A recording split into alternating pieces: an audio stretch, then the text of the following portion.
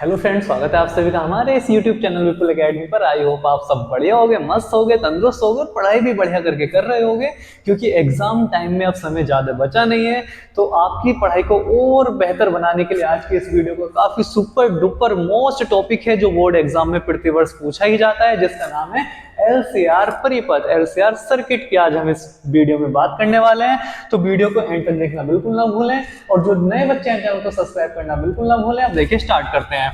अगर बात की जाए कि प्रत्यावर्ती धारा परिपथ में प्रेरक तो एल, संधारित्र सी और प्रतिरोध कैपिटल आर जुड़ा है, यानी कि भैया उसका नाम हो गया एलसीआर परिपथ, एलसीआर सर्किट की बात चल रही है। ठीक है, तो बिल्कुल बढ़िया करके आपको हेडिंग डाल लेना है एलसीआर सर्किट, एलसीआर परिपथ। ठीक है, अब इसमें एलसीआर से पता क्या चलता है कि हमारे पास एक प्रत्यावर्ती धारा परिपथ है, उसमें प्रेरकत्व एल, संधारित्र सी और प्रतिरोध कैपिटल आर जुड़ा हुआ है। यही तो पता चलता है। एलसीआर का मतलब है कि प्रेरकत्व एल, संधारित्र सी और प्रतिरोध आर जोड़कर परिपथ को बनाया गया है और जिसका नाम है एलसीआर परिपथ, और यही भैया आपका लिखा हुआ है। ठीक है, कि किसी प्रत्यावर्ती धारा परिपथ को प्रेरकत्व एल, संधारित्र सी व प्रतिरोध आर को एक साथ जोड़कर बनाया गया है, जिसे एलसीआर परिपथ कहते हैं। अब होती है कहानी स्टार्ट कि भाई अब एलसीआर सर्किट तो पता चल गया कि एल प्रेरक, संधारित्र सी और प्रतिरोध कैपिटल आर जुड़े हुए हैं, लेकिन ये कैसे जुड़े हुए हैं ये रहे आपके सामने चित्र में। ठीक है, कि एक प्रत्यावर्ती धारा परिपथ है जिसमें एलसीआर जुड़े हुए हैं। अगर प्रेरकत्व एल के सिरों के बीच विभवांतर वी एल हो, ठीक है, संधारित्र के सिरों के बीच विभवांतर वी सी हो और प्रतिरोध आर के सिरों के बीच विभवांतर वी आर हो, तो क्या होने वाला है। तो देखिए ध्यान से, यहां पर ये जो लाइनें लिखी हुई है ये इंपॉर्टेंट है, ये आपको ध्यान रखनी है। ठीक है, बिल्कुल बढ़िया करके आपको इन लाइनों को नोट करना है। ठीक, क्या लिखा हुआ है कि प्रतिरोध आर के सिरों के बीच उत्पन्न विभवांतर वी आर है जो धारा आई के साथ समान कला में होता है। ये आपको ध्यान रखना है कि अगर केवल प्रतिरोध होता है, ठीक है, अगर केवल प्रतिरोध होता है और इधर अगर हमारी धारा है, तो प्रतिरोध के सिरों के बीच जो विभवांतर है वो धारा आई के साथ समान कला में होता है। यही पॉइंट है जो आपको ध्यान रखने हैं एलसीआर सर्किट के अंदर, बाकी कुछ नहीं है। ठीक है, इस चित्र से जो ग्राफ आ रहा है ये आपके सामने, यही इंपॉर्टेंट है और यही पता होना चाहिए ये आता कैसे है। ठीक है, कि अगर आर प्रतिरोध के सिरों के बीच विभवांतर वी आर है, तो भैया ये जो विभवांतर वी आर होता है ये धारा आई के साथ समान कला में होता है। ग्राफ में ये वाली जो पोजीशन है ये पॉजिटिव होती है और ये वाली निगेटिव होती है, आपको पता ही होगा। ठीक, अगर बात करें आगे कि प्रेरकत्व एल के सिरों के बीच उत्पन्न विभवांतर वी एल है, कि भाई प्रेरकत्व एल जो लगा हुआ है आपका, जो लूप है, कुंडली है, उसके सिरों के बीच जो विभवांतर वी एल है, तो वो धारा से कला में π/2 अग्रगामी होता है। ये आपको ध्यान रखना है कि अगर प्रेरकत्व लगा हुआ है, ठीक है, तो हमारी वोल्टेज जो होगी वो क्या होगी, अग्रगामी होगी, हमेशा ध्यान रखना। ठीक है, इसे ऐसे घुमाओ ऐसे घुमाओ, ऑटोमेटिक पता चल जाता है कि अगर प्रेरकत्व लगा हुआ है तो वोल्टेज क्या होगी भैया, ग्रेटर देन होगी, अग्रगामी होगी। ठीक है, तो वोल्टेज क्या होगी, अग्रगामी होगी, यानी बी एल की डायरेक्शन ये होगी धारा से। ठीक है, कि धारा आई से कितनी होगी, π/2 अग्रगामी होगी, 90 डिग्री आगे चल रही होगी। क्लियर है बात। अब आगे बढ़ते हैं कि संधारित्र सी के सिरों के बीच विभवांतर, कि अगर संधारित्र सी लगा हुआ है तो इसके सिरों के बीच जो विभवांतर वी सी है वो धारा आई से कला में π/2 पश्चिमगामी होता है। अगर संधारित्र सी के सिरों के बीच या प्लेटों के बीच जो विभवांतर है VC, वो क्या होता है, धारा से कला में π/2 पश्चिमगामी। पश्चिमगामी का मतलब है निगेटिव में, नीचे की तरफ होता है, माइनस में होता है। यही बातें आपको ध्यान रखनी है और ग्राफ बन के आपका लगभग तैयार है। ठीक है, यहां से क्या क्या पता चल गया आपको कि भाई अगर प्रतिरोध है, केवल प्रतिरोध आर है, तो उसके सिरों के बीच जो विभवांतर वी आर होता है वो धारा आई के साथ समान कला में होता है। और प्रेरकत्व जुड़ा हुआ है तो प्रेरकत्व के सिरों के बीच जो विभवांतर वी एल है वो धारा आई से π/2 अग्रगामी होता है, पॉजिटिव मतलब आगे की तरफ होता है। और यदि संधारित्र है तो उसके सिरों के बीच विभवांतर VC धारा आई से कला में π/2 पश्चिमगामी होता है। ठीक है, ये π/2 नीचे की तरफ होता है, माइनस में होता है। बस यही लाइनें थी जो आपको ध्यान रखनी है। ठीक है, अगर प्रतिरोध है तो धारा आई के साथ समान कला में होगा, प्रेरकत्व है तो अग्रगामी होगी वोल्टेज, और संधारित्र है तो वोल्टेज धारा से पश्चिमगामी होगी। क्लियर। ठीक है। अब देखिए ध्यान से, अब करना क्या है, ये चीज आपको बिल्कुल बढ़िया करके लिख लेनी है, नोट कर लेनी है, चित्र भी बना लेना है, और ये जो लिखा हुआ है यही आपको बिल्कुल सेम टू सेम लिख लेना है। ठीक। अब क्या होता है, अब भैया बी एल और बी सी क्या होते हैं, एक तो जा रहा है पॉजिटिव डायरेक्शन में, एक जा रहा है निगेटिव डायरेक्शन में, दोनों की डायरेक्शन अपोजिट हो गई। अगर बी एल और बी सी के बीच का कोण देखें तो 180 डिग्री हो गया। ठीक है, अरे 90 डिग्री, ये 90 डिग्री 180 डिग्री हो गया। अब क्या किया जाए, तो अब क्या होगा, जो इनमें ज्यादा वैल्यू रखता होगा, ठीक है, उसी के हिसाब से इन्हें एवरेज किया जाएगा। यानी कि अगर मान लें कि भाई ऊपर बी एल हमारा बड़ा है, यानी कि प्रेरक के सिरों के बीच वोल्टेज ज्यादा है, संधारित्र के सिरों के बीच वोल्टेज कम है। ठीक है, तो इन दोनों का परिणामी विभवांतर मान लेते हैं हम B L minus B C आ जाता है। ठीक है, मान लिया, B C minus B L भी मान सकते हैं, कोई दिक्कत वाली बात नहीं, फिर ग्राफ नीचे चला जाता है। ठीक है, तो अगर इनका परिणामी लिया जाए तो भाई इन दोनों का तो हो गया B L minus B C, ऊपर की तरफ हो गया क्योंकि बी एल को हमने ग्रेटर देन दिखा दिया, मान लिया ऐसा, और बी आर की दिशा ये है, तो इनका परिणामी विभवांतर कहाँ आएगा, ये आएगा। ठीक है, परिणामी विभवांतर कहाँ आएगा, एवरेज किया जाता है चीजों को। ठीक है, परिणाम निकालना होगा तो कहाँ आएगा, यहाँ आएगा। ये क्या आएगी, ये क्या आएगा आपका v आएगा, ये आएगा v जो हमें निकालना है। और ये वाली जो दिशा हो गई, यहाँ से यहाँ तक की दूरी कितनी हो गई, बी आर हो गई, क्लियर। और यहाँ से यहाँ तक की दूरी जो हो गई ये वाली, ये हो गई आपकी बी एल माइनस के बी सी हो गई, बी एल माइनस के बी सी हो गई, यानी कि यहां से यहां तक की दूरी B L minus B C हो गई ये वाली, और ये वाली हो गई भैया बी आर, और हमें ये निकालना है v, परिणामी विभवांतर। यही चित्र है बस, और इसके अलावा कुछ नहीं है। ये समझ में आ गया तो डेरिवेशन हो गया, खत्म हो गया। ठीक है, दोबारा समझ लो एक बार ध्यान से कि भाई ये क्या है, ये वी आर की डायरेक्शन है। ठीक है, बी आर का मतलब क्या है, वोल्टेज, प्रतिरोध आर के सिरों के बीच जो वोल्टेज है, और B L minus B C क्या हो गई, इन दोनों का परिणामी विभवांतर हो गया, उसकी डायरेक्शन ऊपर की तरफ हो गई, तो इनका परिणामी विभवांतर कितना आ गया, ये वाला आ गया। ठीक है, तो इसे ग्राफ को बिल्कुल बढ़िया करके आपको बनाना है अपनी नोटबुक में। यही चीजें हैं जो समझनी है आपको, कि ये जो आया, ये आया भैया परिणामी विभवांतर v, और ये आ गया आपका B L minus B C, और ये हो गया आपका बी आर। मान लिया ये क्या बनता है, इनके बीच में कोण बनता है, कलांतर बनता है, जिसे फाई कहते हैं, ये भी निकालना होता है। ठीक है, तो इसे भी ध्यान रखना है। तो यहाँ से यहाँ तक की दूरी बी आर हो गई, यहाँ से यहाँ तक की दूरी B L minus B C हो गई, और ये वाली दूरी हमें निकालनी है, वी हो गई, वोल्टेज हो गई। ठीक है, और यही कहा गया कि अगर परिपथ का परिणामी विभवांतर वी हो तो देखिए बस अब हमें निकालना है परिणामी विभवांतर। तो पाइथागोरस प्रमेय यहाँ पर आराम से लग जाएगी। और पाइथागोरस प्रमेय क्या कहती है भाई, कि जो कण का वर्ग होगा, ठीक है, जो कण का वर्ग होगा, ये जो v आपको दिखाई दे रहा है, इसका जो वर्ग होगा वो आधार का वर्ग, यानी कि वी आर के वर्ग प्लस प्लस जो सामने वाली भुजा होती है उसे लंब बोलते हैं, और V L minus B C के होल स्क्वायर के बराबर होगा। ठीक है, यही लाइन आपको बस ध्यान रखनी है कि जो विभवांतर होगा, परिणामी विभवांतर, वो किस किस के बराबर होगा, B R square plus B L minus B C के होल स्क्वायर। और यहां से क्वेश्चन बन जाते हैं, ध्यान रखना, इसी लाइन से ही क्वेश्चन बन जाते हैं। वो क्या दे देता है कि प्रेरकत्व एल के सिरों के बीच वोल्टेज दे देता है, संधारित्र सी के सिरों के बीच वोल्टेज दे देता है, और प्रतिरोध आर के सिरों के बीच वोल्टेज दे देता है, और परिणामी विभवांतर पूछ लेता है। ठीक है, तो बिल्कुल इसे लाइन को आपको ध्यान रखना है।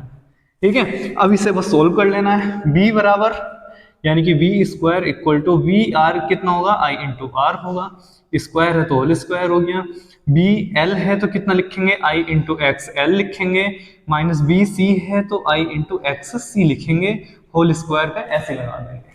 Clear, V square equal to, यहाँ भी आई स्क्वायर दिख रहा है, यहाँ भी आई है, यहाँ भी आई है, तो आई स्क्वायर को कॉमन ले लो, आई स्क्वायर को कॉमन ले लिया, क्या बचा भैया, आर स्क्वायर बचा, और यहाँ पर क्या बचा, x L minus X C का होल स्क्वायर बचा। यहाँ गड़बड़ मत कर लेना, यहाँ गलती हो जाती है। ठीक है, तो यहाँ पर हमने आई कॉमन जो लिया है, तो भैया वो स्क्वायर है तो स्क्वायर के साथ लिया है। ठीक है, इस बात का ध्यान रखना। अब इसे इसके नीचे ले आओ तो कितना हो जाएगा, V square upon I square हो जाएगा, equal to R square plus X L minus X C का होल स्क्वायर। कोई दिक्कत नहीं। अब ये क्या बन गया, ये बन गया भैया B upon I. B upon I कितना होता है, यही तो होती है टोटल सर्किट की प्रतिबाधा जो निकालनी होती है। ठीक है, यानी कि v अपॉन आई का होल स्क्वायर बन गया, और ये आपका R square plus X L minus X C का होल स्क्वायर चल रहा है। चूंकि परिपथ की प्रतिबाधा, परिपथ की प्रतिबाधा, परिपथ की प्रतिबाधा जो है यही तो है जेड, जेड बराबर होता है वी अपॉन आई, और यही हमें इस्तेमाल करना है। वी अपॉन आई के जगह क्या लिख देंगे हम, जेड लिख देंगे बस। तो भैया यही होती है परिपथ की प्रतिबाधा जेड, जेड जो हमें निकालनी होती है, जेड बराबर क्या हो जाता है वी अपॉन आई हो जाता है। इधर देखते हैं अब, ठीक है, अब ध्यान से देखो वी अपॉन आई को हम क्या लिख लेंगे, जेड लिख लेंगे, और स्क्वायर में है तो भैया क्या बन जाएगा, जेड स्क्वायर बन जाएगा, इक्वल टू आर स्क्वायर हो जाएगा, plus X L minus X C का होल स्क्वायर बन जाएगा। क्लियर है इतनी बात, कोई दिक्कत नहीं, समझते नहीं, दुख परेशानी कुछ नहीं होगा। ठीक है, तो यहाँ से जेड इक्वल टू कितना हो जाएगा भैया, अंडर रूट आर स्क्वायर हो जाएगा, plus X L minus X C का होल स्क्वायर हो जाएगा। और यही था जो हमें निकालना था, इसे ही तो बोलते हैं एलसीआर परिपथ की प्रतिबाधा जेड। ठीक है, यही तो है एलसीआर परिपथ की प्रतिबाधा जेड। अब देखिए एक्सएल कितना होता है, एक्सएल को ओमेगा एल बोल देते हैं। ठीक है, यानी कि एक्सएल बराबर क्या होता है, अंडर रूट आर स्क्वायर, ऐसे कैसे ही रहा, एक्स एल को क्या लिख लेंगे, ओमेगा एल लिख लेंगे, माइनस एक्स सी को 1 अपॉन ओमेगा सी लिख देंगे, और ये होल स्क्वायर है तो इसका होल स्क्वायर लग जाएगा, और ये हो जाएगी आपकी प्रतिबाधा, आगे बढ़ जाएगी। ठीक है, यानी कि एक्सएल बराबर ओमेगा एल होता है और एक्स सी बराबर 1 अपॉन ओमेगा सी होता है, और खत्म। ठीक है, इतना ध्यान रखना है आपको, ये ही है डेरिवेशन आपका जो आपको निकालना होता है। इतनी बातें क्लियर है, बिल्कुल बढ़िया करके स्पष्ट हो गई होंगी बातें। ठीक है, प्रतिबाधा इतना डेरिवेशन आपको करना ही करना है। अब देखिए, अब आता है ट्विस्ट। अब क्या आता है, अब आता है कि यदि, यदि, और यहां लगाने हैं आपको स्टार। ठीक है, मोस्ट बात है कि यदि LCR परिपथ अनुनादी अवस्था में हो, अनुनादी अवस्था में हो। अब भैया ये क्या चीज है अनुनादी अवस्था, अनुनादी अवस्था में हो, तो अनुनादी अवस्था में क्या होती है कि जब परिपथ की स्वाभाविक आवर्ती उसकी आरोपित आवर्ती के बराबर हो जाती है, तो उस परिपथ को अनुनादी परिपथ कहते हैं। और अनुनादी परिपथ के लिए क्या कंडीशन है कि अनुनादी परिपथ के लिए भैया अगर इसे क्वेश्चन ए मान लें, तो अनुनादी अवस्था में क्या होता है, X L equal to X C होता है, X L equal to X C हो गया। ठीक है, तो इक्वेशन अगर ए को देखें तो यहां से जेड बराबर क्या हो गया, ये हो जाएगा आपका under root R square plus X L minus X C को भी एक्स एल लिख सकते हैं, होल स्क्वायर, ये खत्म हो गए, और ये अंडर रूट आर स्क्वायर है तो यहां से क्या बन जाएगा, तो जेड बराबर आर आ जाएगा। ठीक है, और ये आपका एक नंबर में अलग से भी मोस्ट बन जाता है कि एलसीआर परिपथ की अनुनादी अवस्था में प्रतिबाधा कितनी होती है, तो भैया प्रतिरोध के बराबर होती है। ठीक है, अनुनादी परिपथ में जो प्रतिबाधा है सर्किट की जेड, वो किसके बराबर होती है, वो प्रतिरोध आर के बराबर होती है। ठीक है, खत्म, बिल्कुल अच्छे समझ में आया होगा। ठीक है, यहां तक हम पहुंचे प्रतिबाधा तक कि भैया प्रतिबाधा कितनी होती है, तो प्रतिबाधा इतनी होती है, ये आपको ध्यान रखना है। अगर एक्स एल का मान लगा दें तो ओमेगा एल, एक्स सी का मान लगा दें तो omega C, 1 upon omega C. ठीक है, यहां तक हो गया, और अनुनादी अवस्था में जेड बराबर भैया आपका आर आ गया। और इसे ध्यान रखना, विकल्पों के लिए भी मोस्ट एक नंबर में क्वेश्चन ही पूछ लेता है कि एलसीआर सर्किट अनुनादी अवस्था में है, यदि प्रतिरोध इतना हो तो उसकी प्रतिबाधा कितनी होगी, तो जितना प्रतिरोध है उतनी ही प्रतिबाधा होगी। क्लियर। अब आती है बात इसके कलांतर की, इसके फाई की, कि भैया एलसीआर सर्किट का कलांतर कितना होता है। इतना बिल्कुल बढ़िया करके आपको स्क्रीनशॉट वगैरह ले लेना है, नोट कर लेना है अपनी नोटबुक में, और भैया एग्जाम के लिए सुपर डुपर मोस्ट है, जितनी बार तैयार करोगे उतना कम ही कम है, बिल्कुल अच्छे से तैयार कर लेना है लिख लिख कर। ठीक है, और कुछ है नहीं, बहुत आसान है, बस चीजों को समझना ही समझना है आपको। अगर बात की जाए अब कलांतर की, कि भैया ये फाई कितना होगा, कलांतर कितना होगा, देखिए अगर बात की जाए अब कलांतर की, तो कलांतर कितना होगा, तो आपको अच्छे से ये भी ध्यान रखना है एलसीआर परिपथ का कलांतर, परिपथ का कलांतर। ठीक है, कि भैया एलसीआर परिपथ का कलांतर कितना होता है, तो कलांतर को हम लेते हैं tan फाई से। ठीक है, फाई होता है tan इनवर्स में निकाल देंगे, तो फाई यानी कि tan फाई, और tan में क्यों लिया, क्योंकि हमारे पास लंब दिख रहा है सामने और आधार दिख रहा है। ठीक है, और tan फाई बराबर कितना होता है, एल ए एल अपॉन के ए, यानी कि लंब बटे आधार होता है, और लंब क्या है भैया आपका बी एल माइनस के बी सी है, अपॉन आधार कितना है आपका भैया बी आर है। ठीक है, तो ये आपका क्या आ जाता है यहाँ से, ये आपका निकल के आ जाता है कलांतर की tan phi में आ जाता है और वो हो जाता है BL minus BC upon BR। अगर थोड़ा सा इसे बढ़ाएं तो कितना बनेगा, BL बराबर कितना होता है I इंटू XL, ये हो जाएगा I इंटू XC और ये हो जाएगा I इंटू R। यहाँ से I कॉमन ले लो और नीचे से I ऊपर वाले I को क्या कर देगा, कैंसिल आउट कर देगा और ये हो जाएगा tan phi equal to XL minus के XC अपॉन R हो जाएगा। ठीक है, यानी कि आपको XL XC R दे दिए जाएं तो कलांतर आप आराम से निकाल सकते हैं। ठीक है, अगर यहाँ पर XL और XC के मान लगाओगे तो थोड़ा सा और बढ़ जाएगा। ठीक है, और वो क्या बढ़ेगा आप आराम से लिख ही सकते हो, कोई दिक्कत नहीं है। तो यहाँ से फाई बराबर कितना हो जाता है, tan इनवर्स XL माइनस के XC अपॉन R हो जाता है और ये होता है भैया कलांतर LCR सर्किट का। ठीक है, LCR सर्किट का जो कलांतर है वो ये है tan inverse XL minus XC upon R। अगर इसे थोड़ा सा और बढ़ाओगे तो क्या बन जाएगा, XL को क्या लिख सकते हैं ओमेगा L, XC को 1 upon omega C upon R हो जाएगा। ठीक है, बढ़ाना चाहो तो बढ़ा सकते हो, नहीं तो कोई दिक्कत है ही नहीं, क्योंकि XL XC R हमारे पास होते हैं। तो बस XL में से XC को घटाओ अपॉन R करो, tan इनवर्स के साथ करो, तो ये आ गया आपका कलांतर और ये आपका डेरिवेशन फिनिश। ठीक है, इतना आपको ध्यान रखना है और नोट करना ही करना है, अच्छे से तैयार करना है एग्जाम के लिए। ठीक है, सुपर डुपर मोस्ट क्वेश्चन में बार बार कह रहा हूँ, सुपर डुपर मोस्ट। ठीक है, अच्छे से तैयार करना है, बिल्कुल बढ़िया करके।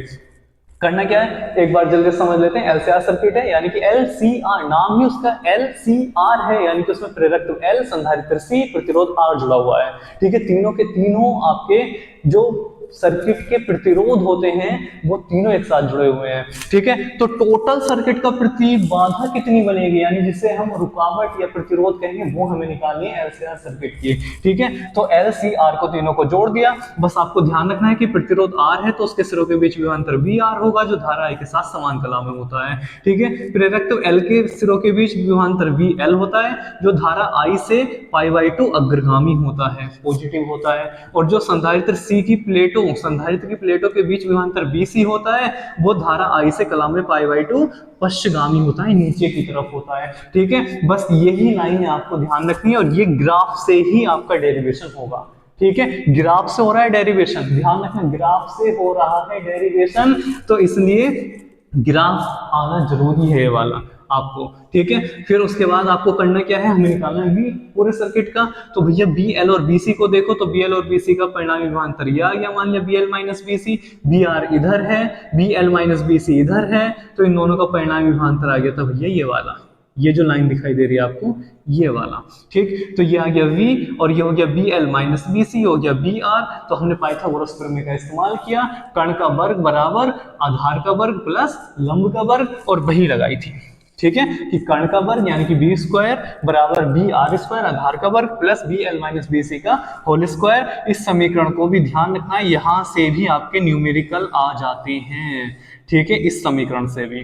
ठीक है, सीधे सीधे इस समीकरण से भी सवाल आ जाता है, बच्चे कंफ्यूज हो जाते हैं कि भैया ये तो कहीं था ही नहीं, क्योंकि बच्चे किसे याद रखते हैं, इसे √R square plus XL minus XC का होल स्क्वायर। जरूरी कोई यहाँ से आए कि तुम्हें प्रतिबाधाएं और प्रतिरोध ही दे, नहीं हो सकता ना, वोल्टेज भी दे सकता है, तो इस इक्वेशन को भी याद रखना है। ठीक है, नोट कर लेना है बढ़िया करके। और फिर उसके बाद अनुनादी सर्किट के लिए ध्यान रखना है कि Z बराबर भैया R होता है। कैसे है आपके सामने है, बिल्कुल अच्छे से समझा दिया गया है, कलांतर भी आपको निकाल के दिखा दिया गया है। अच्छे से पूरा टॉपिक क्लियर कर लेना, तैयार कर लेना, और बस अच्छे से मेहनत करते रहो, जी जान लगाकर मेहनत करो। बस 2 महीने 1.5 महीने की मेहनत है, जिंदगी भर के लिए रंग ले आएगी, बस अच्छे से मेहनत करना है आपको। तो जल्दी से वीडियो को लाइक कर दीजिए, अपने दोस्तों को ज्यादा शेयर कर दीजिए और कमेंट्स करना ना भूलें। और जो नए बच्चे हैं चैनल को सब्सक्राइब करना बिल्कुल ना भूलें। और मिलते हैं जल्दी ही नई वीडियो में नए टॉपिक के साथ, तब तक अपना ख्याल रखें, मस्त रहें और पढ़ते रहें।